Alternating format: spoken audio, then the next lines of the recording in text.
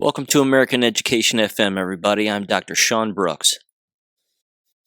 Okay, there are a number of stories here, so I'm just going to get into it here. A lot of different topics, just going to kind of bounce around. But the first has to do with Louden County in Virginia.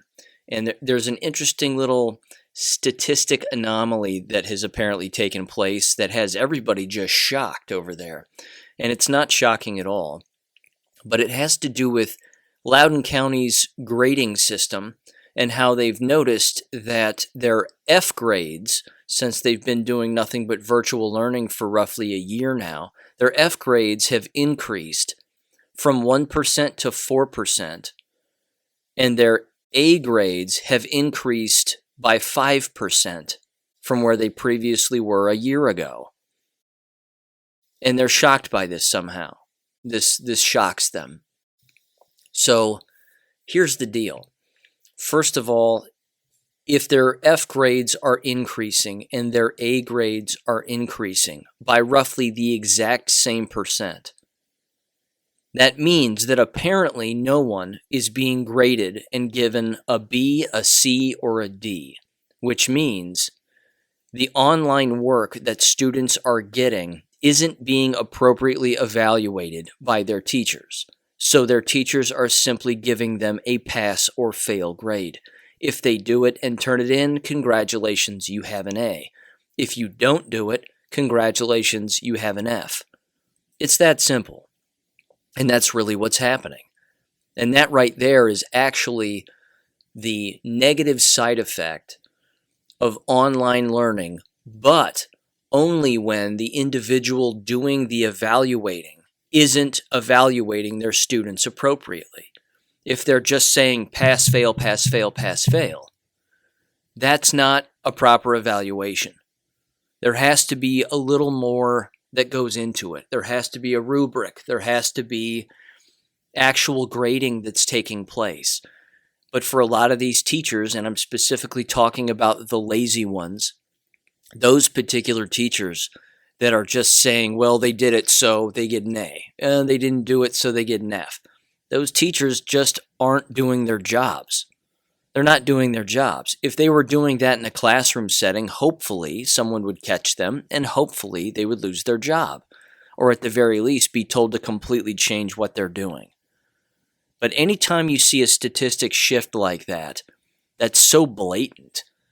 Your F's increased. Well, that shouldn't shock anybody. A lot of people didn't like the virtual environment. They didn't like logging in, and their teachers would just give them an F. Okay.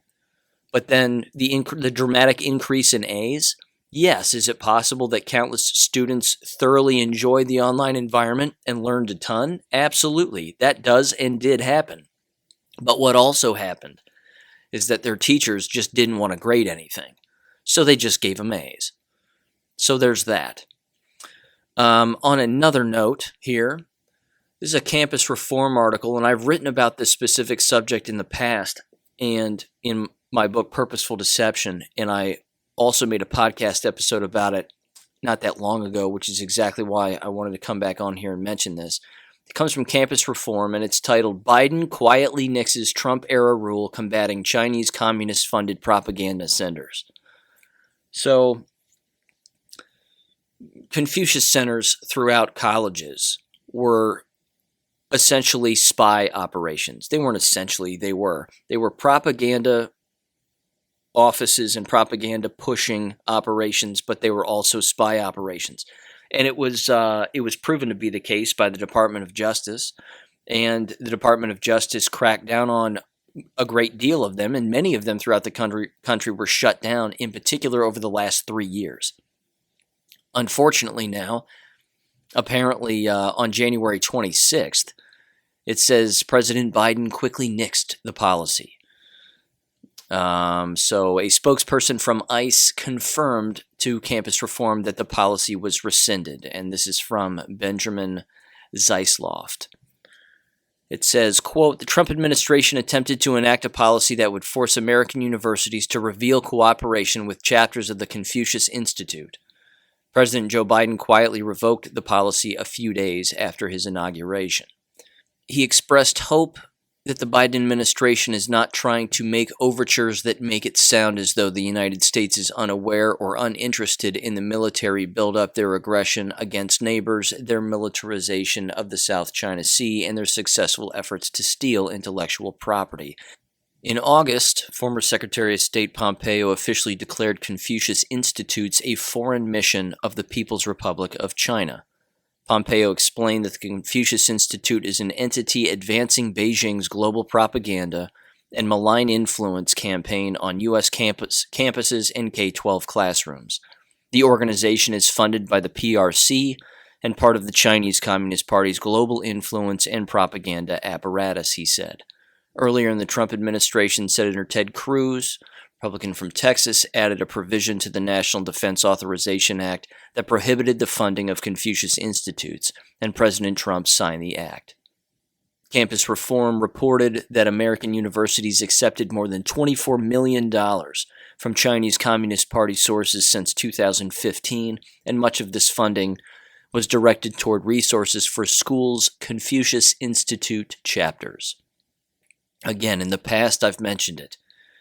I remember when I was teaching school and all of a sudden French went away, Latin went away, German was never taught, and all of a sudden Chinese was taught. So you had two options, Spanish and Chinese, and that push right there again involved massive kickbacks to school districts who worked with Confucius centers and Confucius institutions to implement such curriculum. And of course, they go for the state. They go at the state level, and then it filters all the way down onto a school board, and the school board says, whoa, I'm going to get all this money if we do this? Well, we're offering Chinese as a language now. And then they do it. And just like that, it's game over. They should spend more time teaching them how to speak English and write English. Because as I've said in the past, and as it's been written about at length, if you want to learn a foreign language, you have to travel to that country and live there. That's the fastest way to learn a foreign language. That's not me making that up. That's an actual fact. Teaching Johnny to Think. Highly recommend that book. It's in there perfectly. Here's another one. This comes from NPR. I know, hold your breath. But this was kind of funny and equally as stupid, so I figured I'd bring it up because this just shows what a clown world we live in. It's titled, 5 Hacks and Tips to Make Your Face More Protective. And this comes from Maria Godoy, if that's how you pronounce her name. And the first line, which should give it away, not to mention it's from NPR, is it says, quote, "It's time to up your mask game." So their first suggestion is to wear 2 masks, and then they show a picture of a lady wearing 2 masks. Let's see. They talk about the downsides. Well, they don't fit properly and blah, blah, blah. The second one is to add a filter to your already existing mask. So suffocate yourself even more. The next suggestion, of course, that they're going to make is that you should start balling up your socks and cramming them in your mouth and then putting duct tape around that. But your nose holes will still be open, so you should use wine corks in your nose holes, and then you'll be set to go. And then it says, the third option says, choose a better cloth mask. And oddly enough, in this particular picture, the woman looks even more depressed, and her veins are popping out of her head, and her eyes are really, really red. She looks horrible, as a matter of fact. Make your mask fit tighter. They suggest wearing a hair clip on the back of your head that keeps your mask closer to your face. So instead of wearing it just around your ears and it being loose, it's tighter up against your face with a hair clip on the back of your head. And this is the funniest one, if those weren't funny enough. It says, quote, "And the final most effective hack? Question mark. It involves a pair of pantyhose. When the researchers covered the surgical mask with a 10-inch section of nylon hosiery, filtration efficiency surged to an impressive 80%. It may look silly, but it's effective and fairly comfortable. If you want to try this trick, cut a ring of material from the thigh-high area of a pair of pantyhose, about 8 to 10 inches long top to bottom. Pro tip, in parentheses, use queen-size hosiery for a more comfortable fit.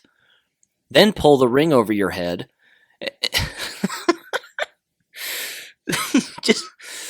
It just sounds like a joke. Then put your head between your knees. Wow. Then pull the ring over your head and on top of your mask to create a tight fit to the face. Tights should also work well, says Loretta Fernandez, an assistant professor of civil and environmental engineering at Northeastern University, who conducted prior research on the power of pantyhose. Ladies and gentlemen, that right there should tell you something too about higher education in some areas. That's an assistant professor of civil and environmental engineering telling you to wear pantyhose on your face on top of a mask, and that gets research funding. That passed an IRB board. Somebody else thought that this was a good idea. Which means how many people are actually doing it? Ladies and gentlemen, if they're writing about it, people are doing it. It's happening. It's happening. Okay, here's the last thing I wanted to mention just briefly. The impeachment, pseudo-impeachment that's taking place right now, right at the very beginning, the Democrat side said, they warned parents and school teachers about showing particular portions of this and that they were going to do their best to warn people in advance to either turn on or turn off the videos because they might be too graphic depending on the students or children that were watching these videos. You're watching propaganda firsthand take place. If teachers are showing this in their classes and they're not having an open and honest dialogue about the entire thing, then don't show it. Because then you're editing propaganda. That's the first thing. Second of all, if a teacher is actually showing this in one of their classes or they're showing it virtually and they're encouraging their students to watch it, they're probably doing it because they're interested in this impeachment actually working, which of course it won't. Because those of us that know, they need more than a majority, a supermajority in order to make it stick, and the entire thing is illegal anyway, and whatever. There's just too much there's too much lying and too much illegality in this entire constitutional process, which unfortunately is now not constitutional at all.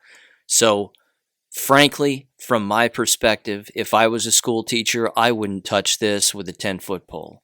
There's too much lying taking place. There's too much propaganda. There's too much propaganda. I would put this one down, teach your subject, teach something else, and then just let it slide. Because, again, any teacher that's really showing this, they're doing it to stir the pot. They're doing this to get students upset about something. They're doing it to cause a divisive political conversation or debate within their class. And for those of you that have listened to this podcast before in the past, you know my stance on debating in the classroom. It doesn't have a place because a debate is simply the back and forth of opinions where neither side knows the truth. They think they know the truth, they have beliefs, but they don't know the whole truth and nothing but. And that's where the debating becomes a problem. So, regarding this impeachment thing, I may have said it in the past that I encourage people to watch it. I'm going to tell you something, having watched it and having watched all of the lies and the video editing and the fake emotion and the acting, it's really bad. It's really bad. So if you want to show it as a joke, go for it. But if you're going to show it and try to be serious about it in some way, I'm not sure I'd touch this one at all. Or as Dennis Miller used to say on his show, then again, that's just my opinion. I could be wrong. Thank you for listening to American Education FM. Don't forget to check out AmericanEducationFM.com, where you can make a small donation or even email us and be a guest on the podcast. Until next time, never stop learning, never stop reading, and never stop unlearning. Thanks for listening, and God bless.